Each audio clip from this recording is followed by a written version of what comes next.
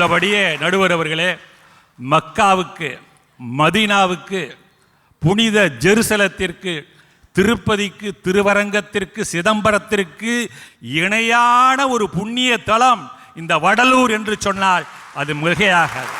உலகமே கோயில் கட்டி கொண்டிருந்த காலகட்டத்திலே அனைவருக்கும் பொதுவான, எல்லா சமயத்தாருக்கும், எல்லா சாதியாருக்கும், எல்லா குலத்தாருக்கும், எல்லா வருணம் பாகுபாடு பார்க்காமல் அனைவரும் வந்து வணங்கக்கூடிய ஒரு ஒளி வழிபாட்டை அங்கே நிறுவி சத்தியஞான சபையை நிறுவிய ஒரு ஆன்மீக புரட்சியாளர் வள்ளற் பெருமானார் உலா வந்த இந்த புண்ணிய மண்ணை வணங்கி மகிழ்கின்றேன்.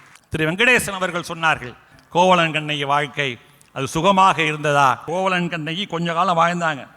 இடையில வந்து ஒருத்தி குறுக்கிட்டா. அவள் யாருன்னு கேட்டினா அவள் மாதவி, நாட்டிய மங்கை. அவளுக்கு எல்லா நாட்டியமும் அத்துபடி.